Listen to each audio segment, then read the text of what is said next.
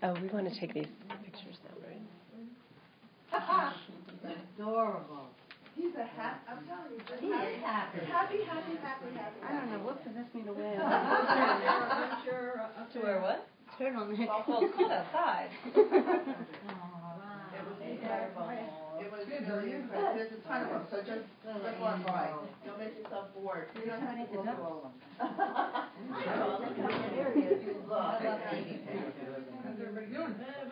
How are you? How many more people? Oh, you don't have to say You girls need help with anything, or? we're You good to go? now. How you making out your business, okay? Good. Good, yeah. congratulations, that's great. Another one printed so nicely, huh? Wait, I just want to give you a big hug. Oh, hey, how are you? Oh my God, good to see you. Likewise. How's everything? What are you doing? How's everything with you? Everything. You're shining, you're glowing. Oh, thank you. Yeah. Maybe they just said it will pay cash when they get here. Yeah. We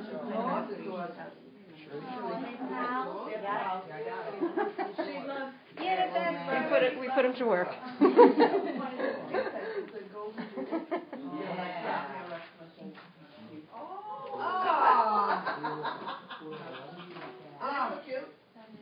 I'm telling you, all he does, you know when you're with something and you're, oh, you want to see a baby?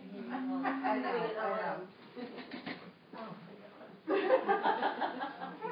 That's a real dog. Molly. And this baby smiles all the time. So you know when you're around somebody that just makes you smile? Yeah. My face hurts. Oh, yeah. And I said to my husband, why did you get really dark? Stop laughing. That is great. Just adorable. Did you go to the expo? Did you go to the expos in the city, or just the one out here? No, just the one out here. I really haven't had a chance to go into the city. Good, In the city, I guess, Albany probably connect with. Yeah. And New Life Expo with the magazine there too. That'll be coming up in March. The one in the city, Manhattan. Yeah. That's in that hotel, right? I've been there before, but I haven't been right on recently. Yeah, so it's up Pennsylvania. Yeah, right. Yeah. That's a big one. Wow. Very Yeah, right? Yeah. So what's new with you? So you're going to be right all 3 days out of The magazine. Hey! Good, how are you? Well, this is why I see you talking to people. I'm sure you've been Oh my God. I just read President's Day. What made it bad for us? Yeah, what made it bad for them? Now she's asking for that. And if you do it Saturday,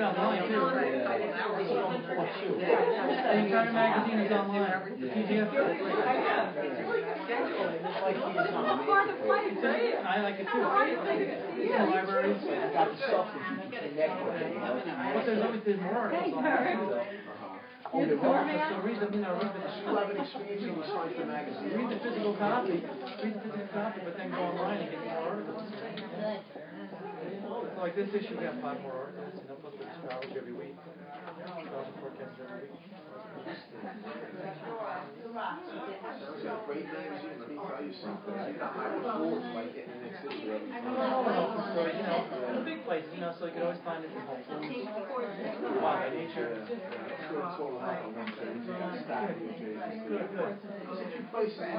Julie! I thought I heard your voice. Are there any other magazines? No. What happens is sometimes people just they don't want anymore of any kind. So you get to be surprised.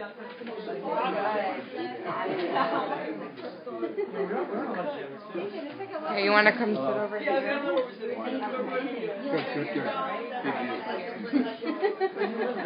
We'll kind of become pluralistic that way.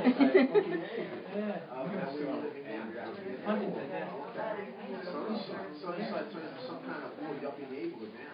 Not when I was there.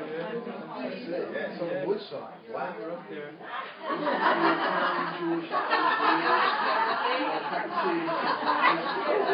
Like these people that We'll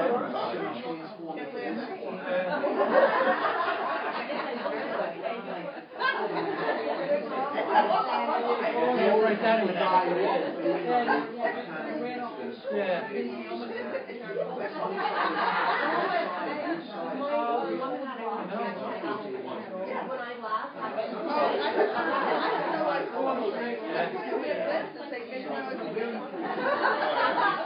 We're north of the village.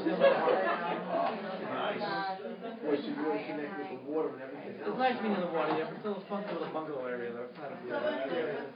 It's nice you can walk to the beach. Probably a nice vortex. I don't know, right? So we're in 57 and what? Other 7 years, right? It's like there must be some kind of, I don't know. I was born in 79. That I'm staying. I was in my first 20 years. That's horrible. I tell you, years ago, the real estate was going to take over. They wanted to co-ops like $50,000, like $250,000. Yeah.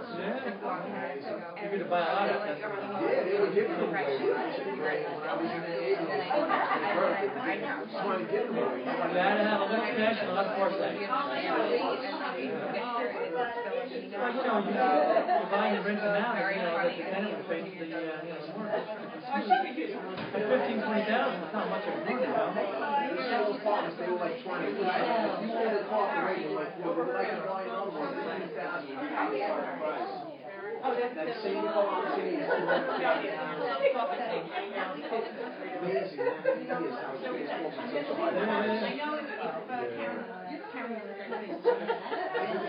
Oh, you put milk in there already? Yes. Well, what's your latest project? We have the second cup later. Okay. Okay.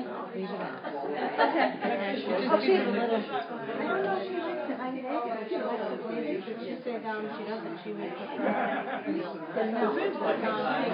Oh, okay. So You get a lot of stuff. Like, I'm in the other areas.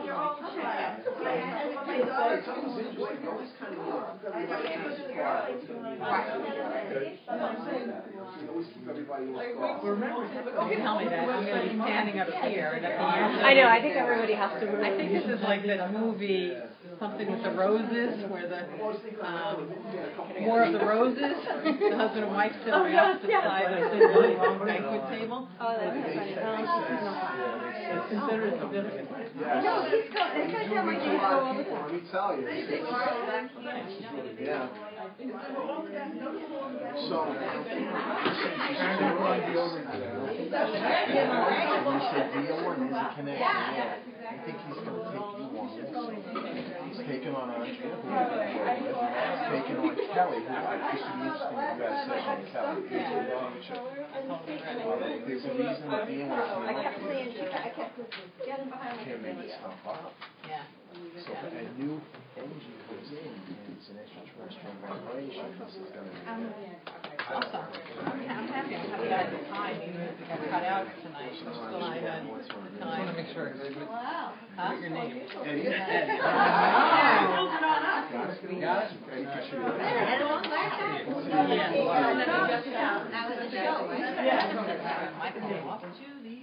See now, if you can take pictures of it, you can take a picture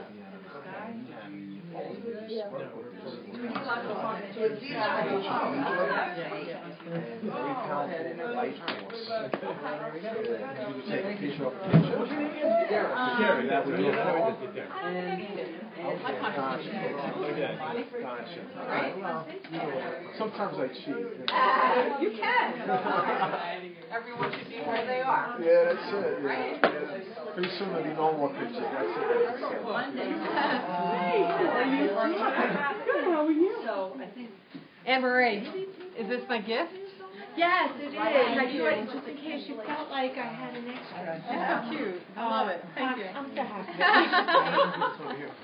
Hi. Hi, how are you? Good, how are you? I love this stuff, but I tell you that every time you wear it, right? Yeah. I'm tomorrow. Can we meet at the, yes, I have to go to Southampton right after our session before, so it's easier for me to. Oh, there. Oh, it's cute. Does it? Yeah, we got little curves on it. Okay. Oh, yeah. All right. And then if it snows, I'll cancel. I have a seminar in Southampton, so I'll cancel that and I can still come to you, but I might be a little bit outside. Oh, well, I would cancel Southampton before I would cancel anything local, because it is, and I'm there. It's So whether it's different, so once I get out there, it is freezing cold. Like I'll leave there at 6 degrees and I'll get home at like, close to 30. Quite all right. when I go out there, so and the temperature changes. It does. It changes like 10 degrees difference. Yeah, absolutely. Is anybody gonna like walk by you and someone? I don't know. You saw it? No. We had a group of scientists. Usually they're only 6.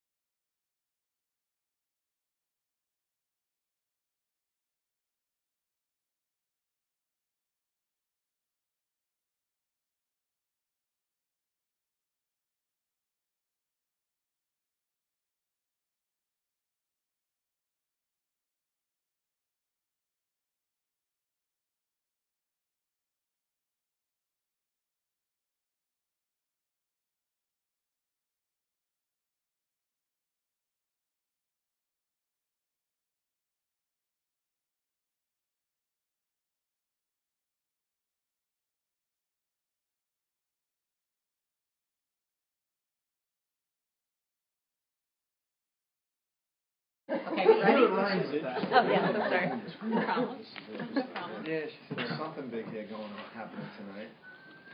Yes. Yeah, without a There's doubt. an interesting energy in the air tonight. I don't know exactly what it is, but it is interesting. Yeah. I've kind of felt it a little bit all day. I don't know exactly what it is. But I think it's a good thing. It's always a good thing anyway.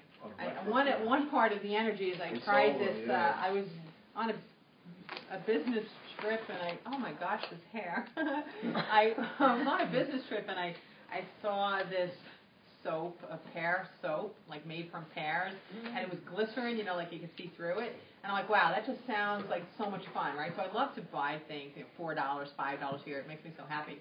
So I used it today for the first time, and it somehow got up my nose. This is the energy of the day. I have been sneezing ever since I took a shower.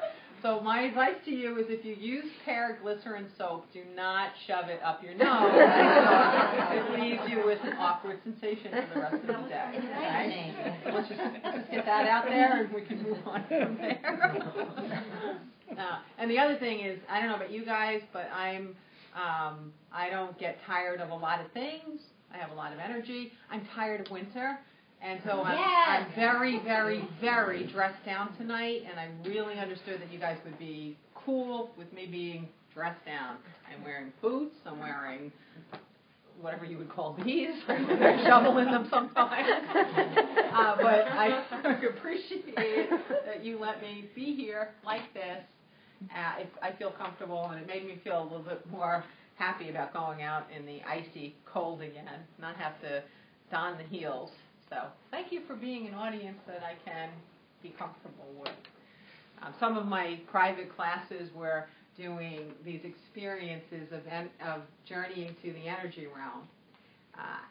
who has had the experience here so far? All right, and when we journey to the energy realm, when we meet for a private group, we come in pajamas or sweats, and we bring sleeping bags and pillows. So at least I am like fully clothed, and I have no pillow, and I have no sleeping bag. So I want you to know I made the extra effort anyway. So thanks for being here. This is our second month where I've changed the format a little bit of how we will be having our monthly group, and one of the things that I like to focus on now is taking what's in the news and interpreting it for you from a perspective of universal knowledge, so that you can take the information that you learn on a daily and monthly and weekly basis and apply it to real life. Rather than just having the knowledge sit there philosophically in your mind, you get to understand how to apply it and how to reinterpret things that might seem disconcerting, or might be causing you discomfort, or you might be perceiving other people as being in some state of agony or another. But before I get to that, let me just say what we have going on. We have next month's Enlightenment Power Groups. They'll fall on the same dates as this month because there's only 28 days in February. I really like that since I'm not a time person. So I get to have 2 smooth months in a row. I don't have to remember as much as I normally have to remember. So we'll be meeting on March 11th here. I don't think anyone here will be in Charleston at the end of the month, but I'll be speaking at a conference. It's at the Center for Women.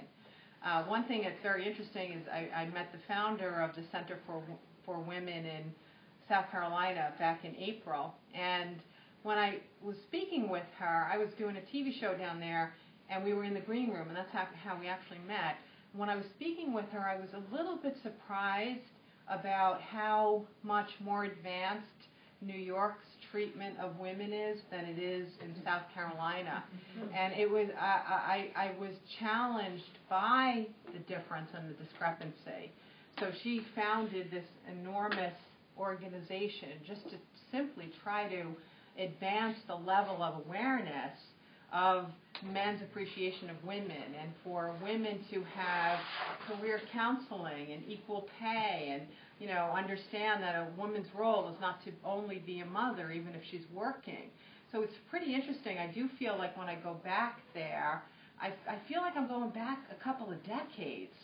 So I feel really excited that they've asked me to be a speaker at their annual conference, because I know that I'll find an intuitive and graceful way to meet them where they are, but then hopefully bring them to where they want to be in their feeling of their own power, of what's possible, rather than existing and believing that things have to remain the same, but to see that it's possible to use their own energy and what they're thinking and what they're perceiving and what they're believing as being possible to move forward. And if everybody at that conference can take a little piece of it, that's how it starts.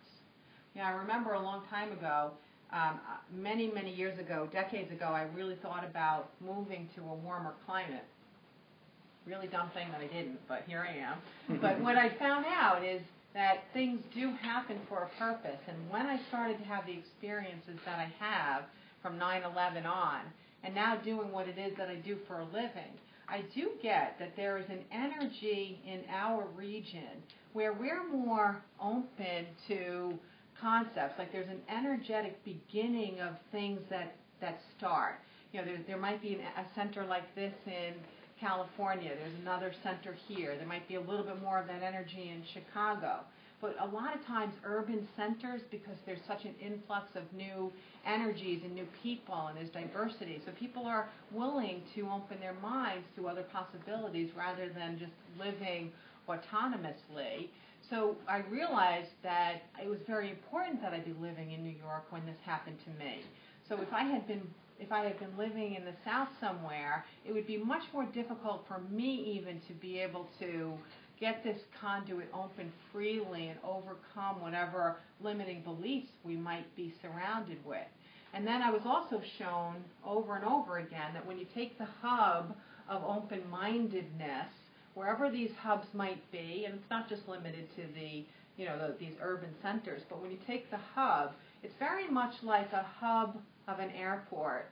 when you watch your airline show you, like, this is where we fly, right? And they show you the flight paths. So there's so much more going on in this center, but it goes here, and it goes there, and it goes here, and it goes there.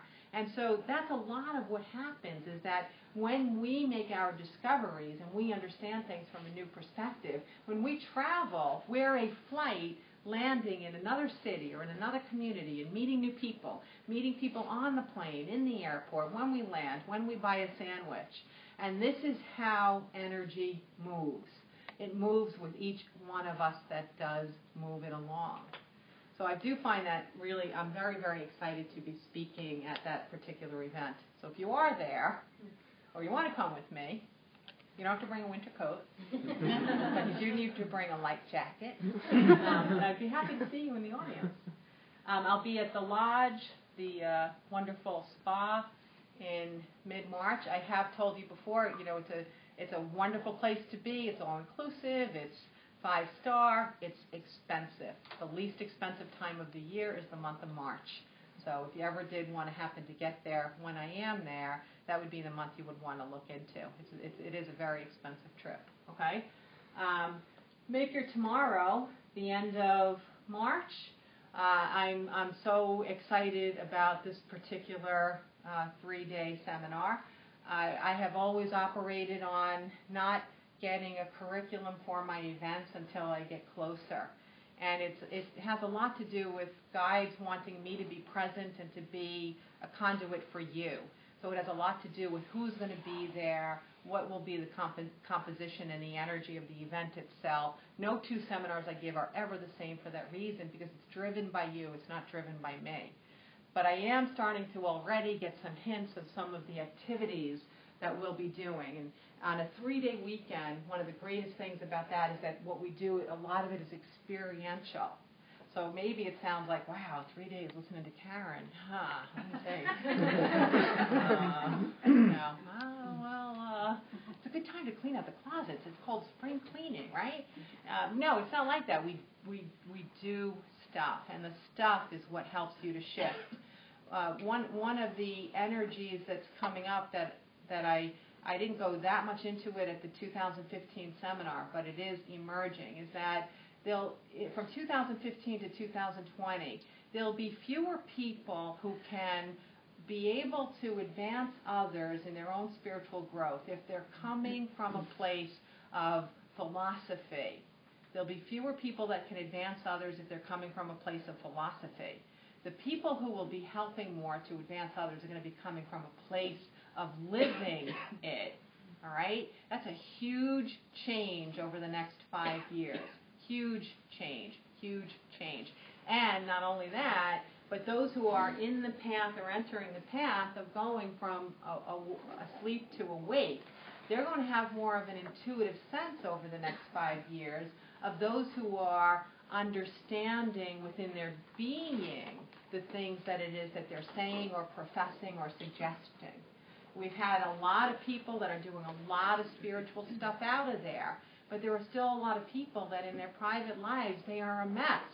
You cannot really energetically be of complete value to someone else in helping them shift from chaos to harmony if you haven't figured out how to get it done for yourself. So this is something that I see really emerging. And so you guys, every time you get to experience me being a conduit for you, you guys become the growing points of light for other people that learn how to live these truths by experiencing them. So that's one of the things I love about Make It Tomorrow, is that you'll be able to move the information from your head to your being. And in your being is where you want it to be. That's how you want to live it. So I would welcome anybody that joins us. We're going to have a good time, a very good time. We still have, I had somebody ask for me setting them up with a room share, and it was so successful that now we need another person who wants a room share. So if anybody's interested in saving costs on their room during those few days, let me know, and we can set you up with someone to share that cost as well. And that's it on the calendar. So welcome, everybody. Hello. And of course, I would like to thank Michelle for inviting us in. She had an incredibly busy day, which I have not had an opportunity to talk to her about.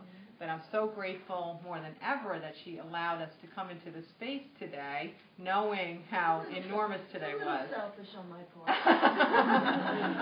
Thank you. One has to take a look at that, as well. We had our Go Red for Women luncheon today, and there were 1,200 guests that were Wow. That's wonderful. And it was a phenomenal, positive, just a beautiful event. And it really is celebrating life and celebrating health and really being mindful of taking care of yourself. So it's a great event. That's fantastic. Very, very good. Oh, I'm so happy for you. Just saw a sea of red out there and just beautiful. Yeah, and it does explain the redecorating that they've done here. Oh, yeah. You see all this stuff. Oh, my. You should see Looks like we walked through somebody's garage. Oh, yeah. It's crazy. Keeps you young, though. Yeah, it's all good, though. So I'm so happy that you're awake. Really? No, it's good. It keeps you alive. It keeps you young. It does keep you young. Yeah. Kind of like Totally. makes you afraid of retiring. It does. When's the next big event? Next big event is April. We have a Battle of the Bands, and that's going to be at Mulcahy's. And Oh, nice. Towards young professionals. In May, in the beginning of May, we have a great event. Home is Where the Heart Is, which is a designer show house. Oh, cool. That's going to be in Mill Neck, so that's Nice. enough for people to go and see. We're going to have different programs there for people to go Is that and Mill Neck Mansion? I'm sorry? Mill Neck Mansion? It's going to be you know who it is? It's Smithers Foundation. Christopher Smithers Foundation. Okay. It's their family home. Oh, okay. But so they'll be doing that. We have a walk on the North Fork in May. Okay. I We remember have always a the bike walk. ride that same weekend. Oh, wow. Out in Hamptons and Gee. Montauk. Yep. Then we have my gala. The West End Gala is going to be at the Museum of American Armor. That's May 8th. Then we have a East End Gala in the Hamptons, and then we have a golf event. Oh my. Yeah, and we really, I have to say, it's a phenomenal office. It really is. All of those events are taken care of overseen by 4 directors. Wow. We have some support staff and stuff, but it's 4 directors, and so it's really That's enormous. We're bringing over about $2.5 million, this little office. Mm-hmm. So, That's amazing. Yeah. Good for you. Congratulations. It's really very alive, full of energy, whatever. So, if anybody needs any kind of CPR training, I'm going to be training to train people. Bring it to your businesses to do whatever. We'll do that free. We have wellness programs that are free online. So there's a lot that we can give back. Wow, that's really awesome. Very cool. Nice. Yeah, it is cool. Next year you have to come to the. You're going to have to give me the date in advance, because somehow, some way, I'm going to make sure that I put it down. Today. Okay. It's phenomenal. Okay. It really is. It's just the energy is unbelievable. Probably get you to speak there next year. We probably should do that. Yeah.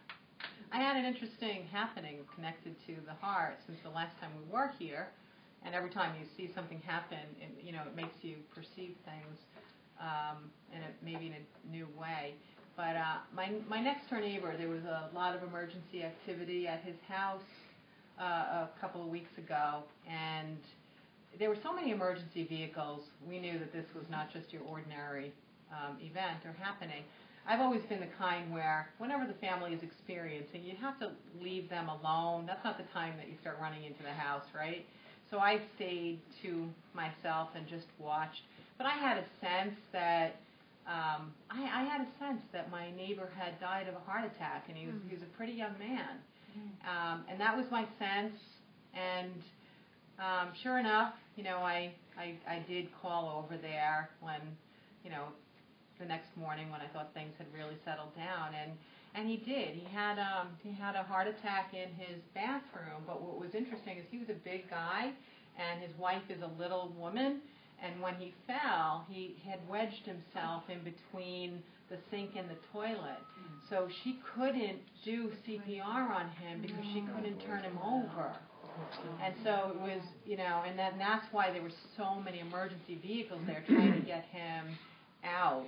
And, I understand that everything forms in the way that might leave the best gifts and opportunities for the people that are alive, and that there's nothing that anybody could have done, and there's nothing that they should have done differently. Right. So I've been doing my best to be of comfort to her, to at least let go of the guilt in what it is that she experienced. But it still was, it was because I am so connected to you, and and a lot of you have met the cardiologist that I work with, and I'm so connected to him, and he's so spiritual. And when you actually see a real live incident connected to the heart, it's like you're not separate from it anymore.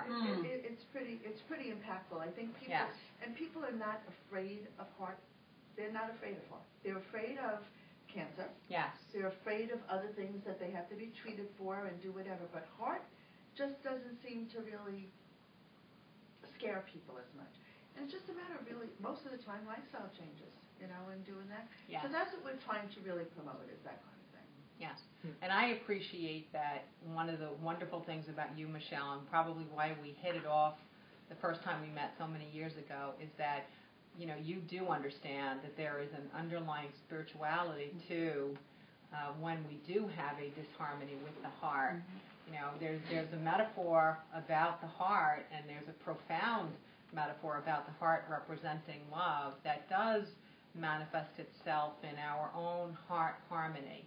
And oftentimes, if somebody is growing up in an environment where it's difficult for them to be loved because the caregivers or the community aren't able to be at a place where they can give that and share that, if as an adult there's not a lot of letting go of the masks and layers and struggles that you had experienced from lack of unconditional love and support and love of who you are, it can manifest itself into a broken heart. And that is the very important symbolism of why it is so important to change your lifestyle and change the way you're eating and exercising, not necessarily because that's the only component of good heart health, but if you're taking care of your body, your nutrition and your exercise, it's showing and demonstrating that you are loving yourself enough to care. And the growth of love and caring about yourself in that regard is part of the equation to reharmonize your body and your heart. And it's interesting how people will go for seminars for business on how to improve their businesses and how to improve this, and yet they don't think, so many people don't think about their health or their spirituality. Yes. They don't think about it. They just go ahead and they do their thing, but I need to make more money, I need to be more do this, and yet they don't say, well, what good is it if I'm not here with my family? Yeah, exactly. Exactly. And that's changing more and more. And even when people are going on conferences to learn how to grow their business, the subtle conversation at these conferences and these training programs, they're infused with spirituality and love. Whether anybody's saying it or not, they are infused. People are saying things today as though it's common logic, as though it's a fact that nobody was saying in the year 2007, or you would have been whispered about behind your back if you said them. And now they're in the programs. They're in the business training programs, which I absolutely adore. And the trend won't stop. The trend will not stop. It's only just begun. So thank you. Thanks for sharing. Thank you for being here. Okay, so as you well know, I don't pay attention to the news. Whatever news is out there that might be happening, you'll either have to tell me and I'll help you with an interpretation or a different perspective about what it might be or mean. And so I only have one hint of one particular topic of the day that had arisen that I know your guys would be interested in sharing with you. So would you like me to jump into that one topic, or does anybody have something in the news that they would like to hear about? We're jumping in. Okay, we're jumping in. Okay. So it's this particular what seems like a tiny news story in comparison to some of the other things that are going on, it's just incredibly symbolic. And what it is, it's about the young police officer who was a rookie who was indicted today for the death of the unarmed person in the stairwell. Now, embedded in that, it's an enormous amount of energy embedded in that happening, okay? If this incident had occurred a year ago, there's probably a better likelihood that he would not have been indicted. It would have been still seen as an incredibly unfortunate happening. But there would have been this perception that a rookie is a rookie. And that's why they have partners with a lot of experience. And that's why they are trained as much as they are trained. Because a rookie doesn't necessarily have enough real life experience to know how to manage their own fear space. I don't care if you put a uniform on. If you feel like your life is in jeopardy, your reaction is going to come from a very, very human space. And the more you are operating under training and the more that you're operating in a place where you're able to understand that there's a benefit of cause and reaction and management and assessing, and the more opportunity that you have to assess circumstances and evaluate what's going on, sometimes simply from a lot of experience, then the more you're going to be able to have a reaction that is commensurate with what is really going on in front of you. So that being said, I don't know any of the circumstances of the shooting, and I care not to, because then I'm not a clear conduit for you. But the indictment came down because if for those of you who don't really understand an indictment is not saying that he's guilty or that there'll be retribution or punishment. It's just simply starting the legal process to determine whether or not this is a punishable crime or there was any criminality in it. But the reason the indictment was passed on is because of what has happened with other officers. So nobody wants to be the one to let an incident go unmarked or unnoticed again because they don't want the backlash of all that has already happened.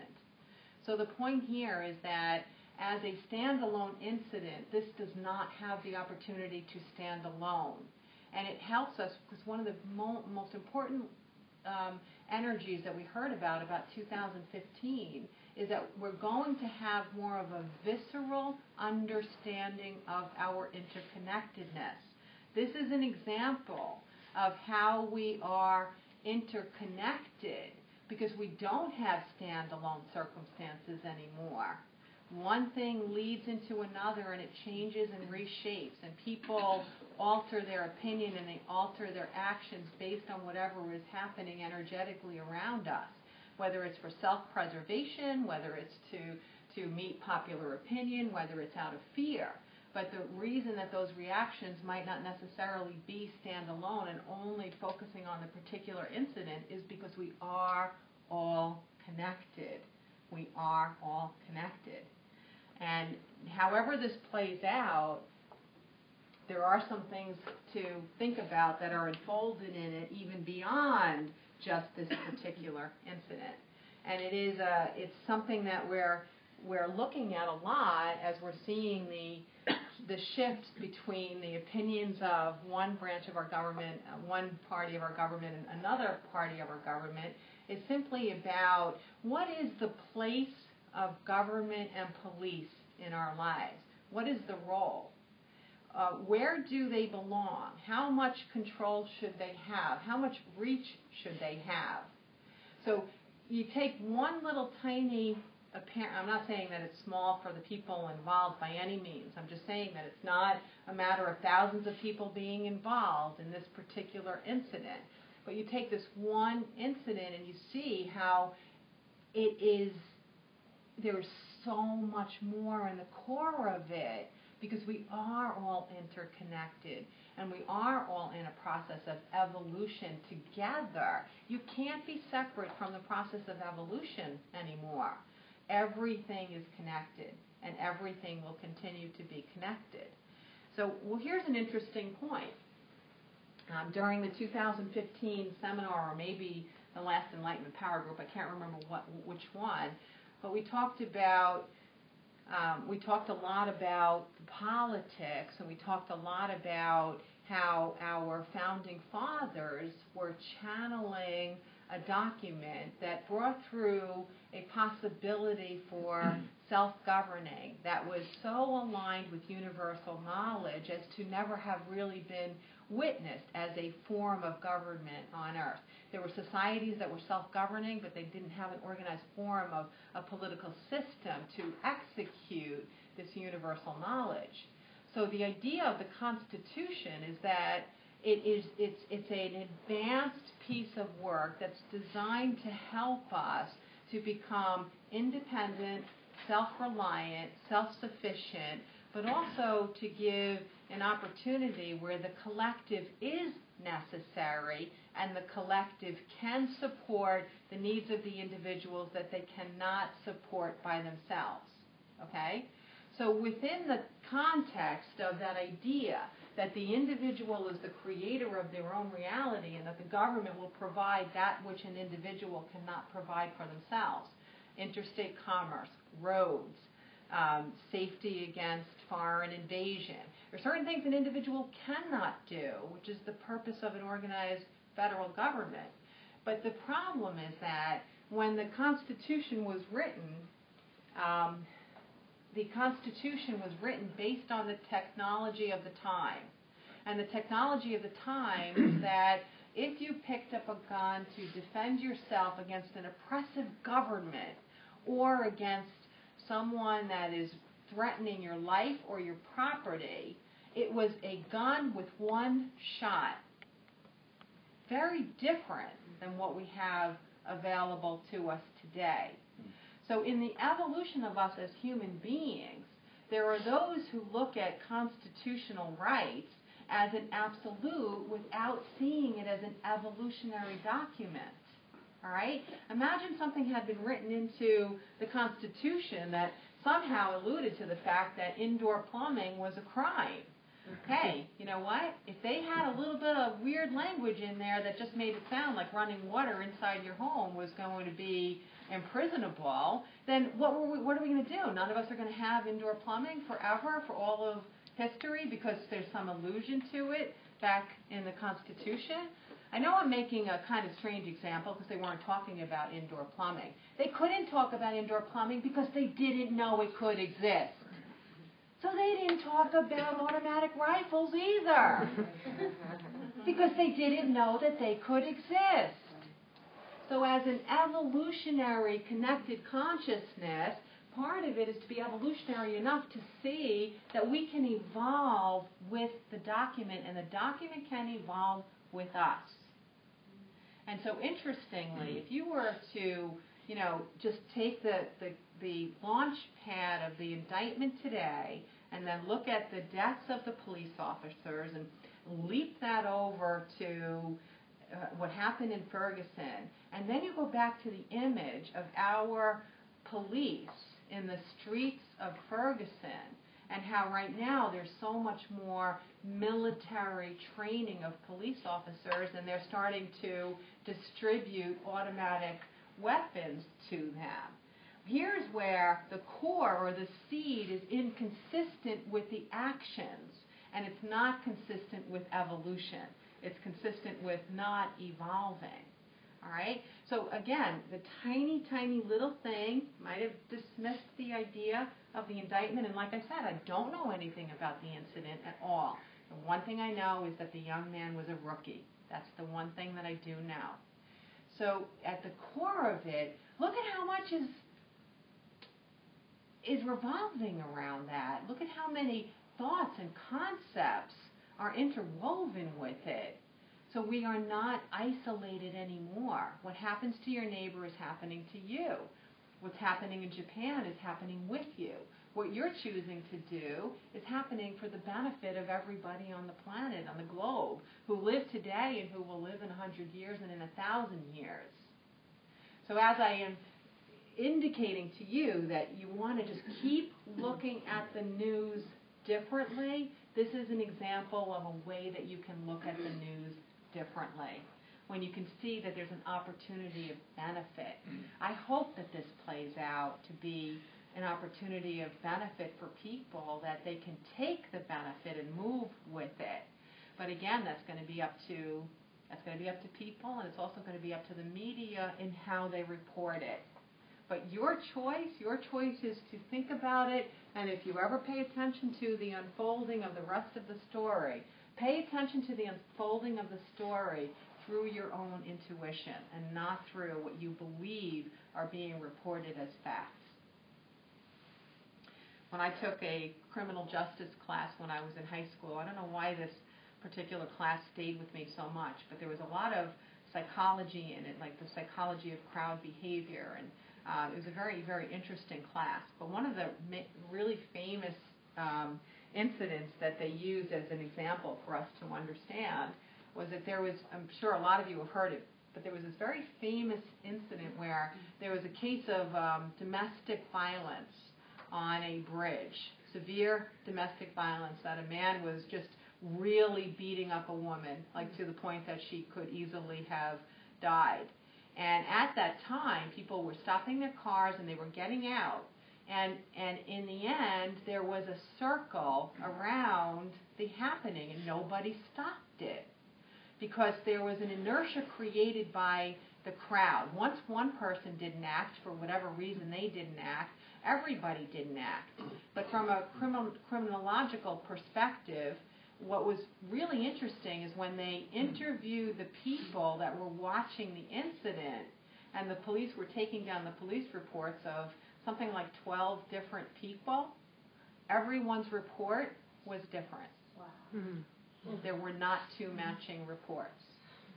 So, I might sound like I don't know what's going on in the world. I don't know facts. I don't know people's names anymore. I don't know the earth stuff. I don't know the glue that's gluing things to the earth floor anymore. I don't know it. And the reason I don't know it is because it's not relevant. All it is the vehicle for our discovery. That's all it is. We can interchange facts left and right. You can get hung up on facts or not, but it's never the facts that matter. It's always the energy behind the happenings and the incidents that really do matter. And that's the lens that you want to look at different things that pop up in the news or in your day or in your office or in your family. Look at it through the lens of what is really going on here energetically. Not what are the facts. Not what are the facts. Everyone's aware of the 2 years that I was making these discoveries. I'm not going to go into a lot of personal details about some of the things that were happening personally for me, but there was something that happened in my extended life, not within my immediate family, that was so horrific that I can't even believe I could have possibly paid attention to opening up my conduit and learning and growing and discovering. It was so chaotic that it probably could have put anybody in upheaval for 5 years, 10 years, maybe even the rest of their lives. And as I was going through it, and I was going through it with others, there was something about it, because I was growing as an intuitive being, there was something about it that was pulling me away from the facts. And the more I would be pulled away from the facts, the more peace I had. And when I would start to understand it from a spiritual perspective rather than a factual basis, I started to let go of my anger and my need to control things and my need to punish. And what I wound up doing was I became at the center of allowing a lot of other people to let go of their anger and to let go of their need for retribution and to let go of their need to judge. And for me, when I came to my realization, it was after about 2 months of absolute pain. And as I started to share a different way of thinking or perceiving or being with other people, it was a little outlandish, because this is the way we're taught to do things, and we're not taught to do things the way that I was thinking to do them. I was walking alone for a few minutes in my path. But as I shared the way that I was changing my perspective, and the way that I was viewing the incident, little by little, the other people started to say, you know what, this makes sense. If we stay on the path that we're on, nothing will get better and everything will get worse.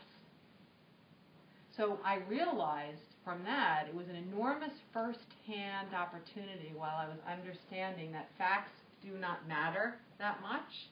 I got to see the way journeys unfold. So this did happen. It was finite. What benefit could every person involved gain from the incident? We can't change the incident. We can't change it. It's done. So what can we do to find the benefit in it without experiencing anger, retribution, hatred, the energies that will make you suffer more than anyone that you direct them at? So that's why I know sometimes I seem a little ditzy because I can't remember anybody's name. I can't remember names of countries anymore. I know I don't have Alzheimer's. I really do. But all that stuff doesn't matter anymore. I'm too busy looking at the reasons and the purposes. You know, I can see maps. Guides take me up above the globe all the time, and they'll show me regions, and I'm like, Western Europe, you know, and I'm not going to tell you the country because I can't remember it anymore. But I know exactly where it is, and if I keep going down, like Google Maps or Earth, I'm going to find exactly where they're talking about. So I get that, but we don't have to get ourselves all caught up in the facts and the anger and the struggle and the challenge and the inertia that can oftentimes come with only focusing on facts. Make sense? Mm-hmm. So a couple of questions. So if we're not looking at the facts, like how do we discover how we can look at it intuitively? You know, because like this is the room where you want to talk about it. And then the second question is when people are talking about that stuff, like how can we dig? You know, like, and how can we have them see it that way? I'll just, you know, you kind of intuit what your audience is in the moment, but I usually just try to find something of value or something of benefit in what people are talking about to kind of shift the energy and shift the focus. So, for example, if I walk in and people are having a conversation about the cartoons making fun of Muhammad or talking about the 12 people that died, if I walk into that and they're talking about that and they're talking about someone's family member or they're talking about that, they're focusing on anger and they're focusing on fear. And they're also taking their notions of feeling like they have empathy or sympathy for those characters and they're applying it to their own life. How would I feel if that were my son? How would I feel like if that were my grandson? So what I do is to take them out of that space of going into it. There's no benefit energetically for you to suffer with people who are in a state of feeling like they are suffering. So instead I'd be like, yes, and and I'm so grateful that we live in a world today where 1 million people can march and pray after an incident like that. So you just turn the focus toward a different part of the energy that's emerging from it, okay? And sometimes it might be something simple, and I usually turn to myself so people don't feel criticized, where I'll say, I learned a long time ago that anger only hurts me and it doesn't hurt the person I'm angry at. So I'm talking about me. I'm not saying stop being angry. Well, what's that going to do for them? Now they are angry at me, too. And they're in the blame stage because they're really, now they can have a place to punch, which is me, because I told them not to be angry. So that's one of the gentle ways to do it. And if you're coming from a place of truth, I learned a long time ago that anger hurts me more than anyone that I'm angry with. It's truth. So I'm not being, what's that word when you're not authentic, right? I'm not being disingenuous. I'm being authentic. It is the truth. So I can say it so naturally and so easily. And so little things like that. And I don't debate anybody on my perspective either. If someone invites me in to say a sentence, I'll say a sentence. And if they don't invite me in for another sentence, that's fine. They might find someone else 6 years from now that has another sentence after that, but maybe I planted the seed of what they might ask in 6 years. It's perfectly fine with me. That's their journey. If this is their moment, they're going to ask me another question, and I might be able to provide them with another perspective. I always say helping others to discover their own enlightenment is very much like telling kids about sex. You know, sit down with a 3-year-old and talk about sex, okay? What kind of conversation are you going to have, right? Are you going to take out diagrams of vaginas and penises and all that? Not so much. But, you know, then they're asking a question when they're 9, and you state the answer to the question, and then you let it go. And if they ask another question, that means that they're ready for more information. And then maybe when they're 13, the questions will be different. So the whole idea is that you answer what they're ready for. You don't have to answer what they're not ready for, because it's not going to make any sense to them yet, and they can't take it in. They have no place to store it. So you answer what is in front of you. You respond to what is in front of you. And if it is the right moment, it will make itself available to you to the level in which they can take in more. And they might come back in 6 days to you and ask another question, and they might not, but that's okay. That's okay. Yes? I thought you had a question too. Okay. I would like to, I'm going to take a little bit of a break now so you guys can chat and have a cup of coffee and mingle. But I do have a very, very, very special guest with me tonight. It's going to treat us to something that I'm completely unfamiliar with.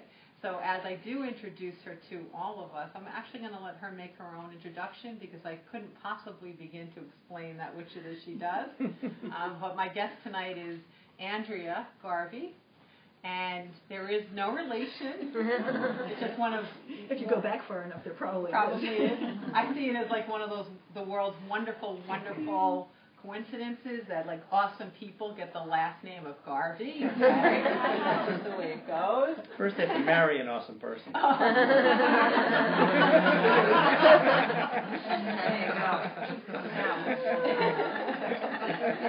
So next month we'll be meeting with only Garveys, okay? Or you have to come with a Garvey. So there's 3 of us here right now, so we got 3 of you covered, and you can go out and find your own. But so after the break, I would like Andrea to come up and she'll explain what her spiritual journey has been, and she's going to treat us to something very, very interesting. As I said, something I have 0 exposure to. So I'm a newbie with you guys. Some of you are probably a lot more advanced in this than me, but I am looking forward to it. And Andrea will be happy to take your questions as well. And then when Andrea is finished, then we'll do, as I said, we're going to do questions and answers at the end of every Enlightenment Power Group from now on. So if you have any curiosity about anything personally, globally, anything that we talked about that you would like to direct to the guides at the end of the evening, we will have questions and answers to end. Okay? So thank you, everyone. Go take a break.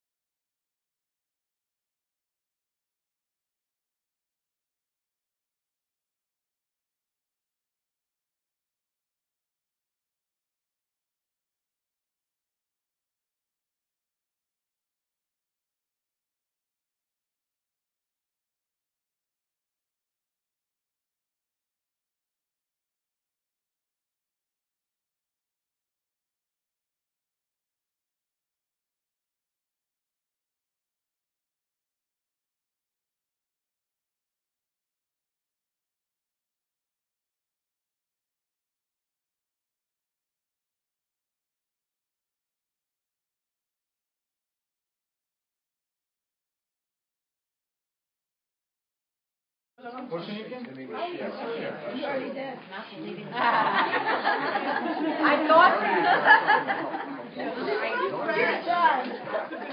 Next Saturday, on the 21st of February, She wants to know. we're going to have a wonderful event at the, It's interesting. I got some cool things to show let's see, we're playing. Which one for your photography was, Oh, Slow Down Photography Gallery. right. Oh, So yeah, Ann that's has opened great. it up, and it's called the Fred Event, and proceeds will be going to the American Heart Association. So it's on Saturday, Fantastic. and I'll it's be in the gonna corner. awesome, and Derek will be playing and I serenading us. unfortunately am not going to be there. He'll be there in spirit. Uh, 467 Main Street in Islip.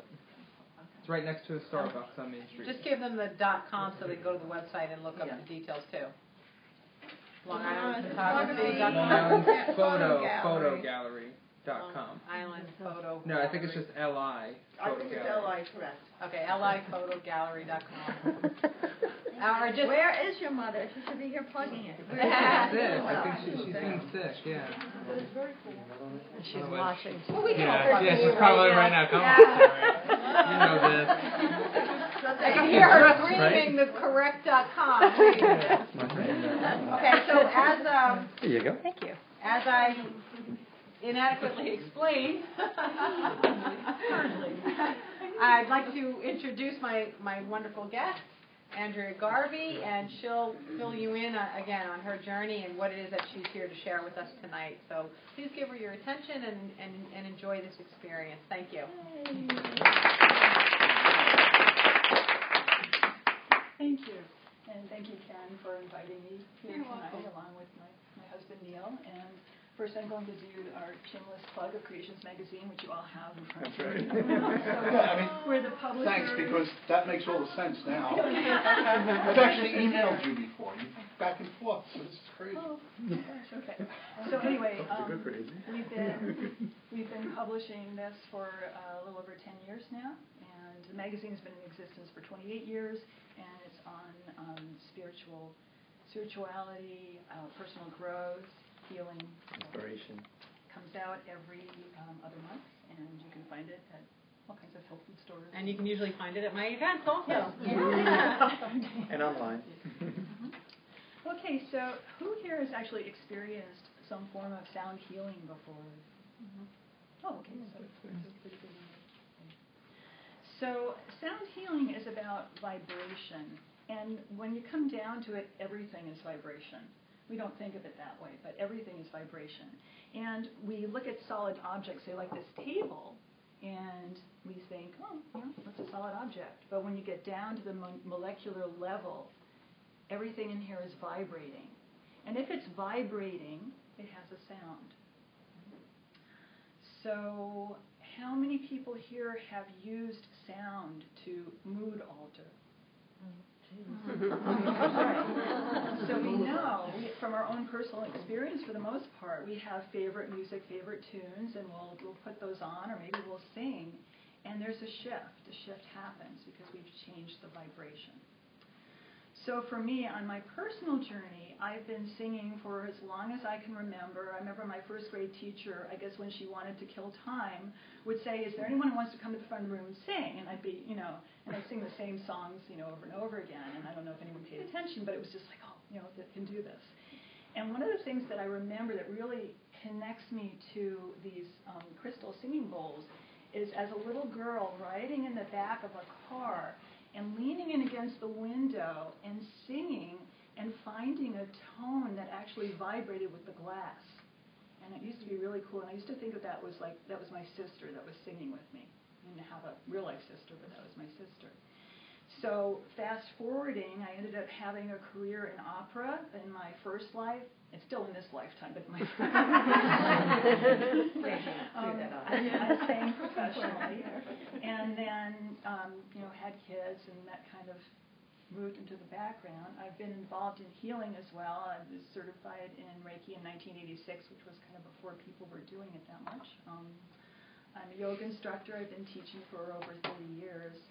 So I've always been somewhat involved in spirituality and healing. And the crystal bowl came to me. I was out a health Fair-Urbana, because it was a New Life Expo, I think. And someone was playing the bowl and singing with it, and it just pulled me in. I felt like it just grabbed me and pulled me right over. And then I started working with the bowls on my own.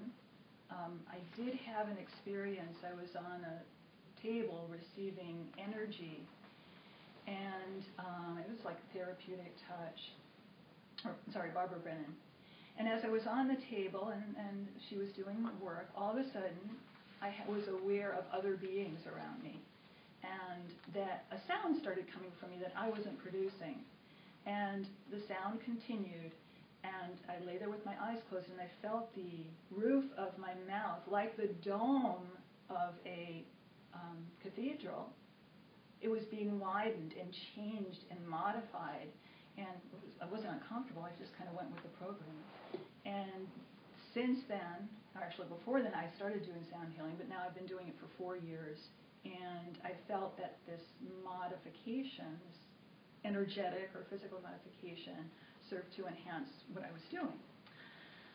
So back to what we're going to do tonight, and you have some handouts there. I'm returning to everything being a vibration. The slower the vibration, the more dense the object. So your bones have a slower vibration, say, than your blood. It's a little quicker. So colors have vibration. The color red is a lower vibration, and the color purple, that's a high vibration. Lower doesn't mean it's bad, right? It's just what the vibration is, and higher doesn't necessarily mean it's much better than the lower. So everything's vibrating, all the organs in our bodies. We're actually walking symphonies. Right? We all have our collective sound that we're making through this vibration. We can't necessarily hear it with our physical ears, but it's there. Pythagoras talked about the music of the spheres, that the planets in their motion around the sun are also making sound. And there's this wonderful collection of sounds throughout the universe. So how does that work in terms of healing? There's something called entrainment. And entrainment means that if something's vibrating, say, at a very high vibration up here, say this is healthy, vibrant swellness, and say there's a lower vibration of illness. If this higher vibration continues and stays strong, it entrains or pulls the lower vibration up to its level, and it starts vibrating the same. There's a resonance there. And that's basically how sound healing works, that when a certain vibration is maintained over a period of time, that the lower vibrations, if you will rise and join that higher vibration on a very basic level. The other key point is intention. Just like with everything, right? Our intention is so important.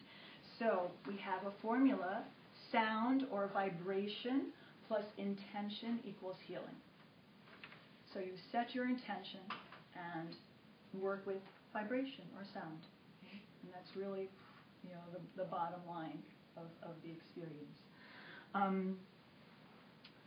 On your handout there, you can see that sound or vibration is measured in hertz.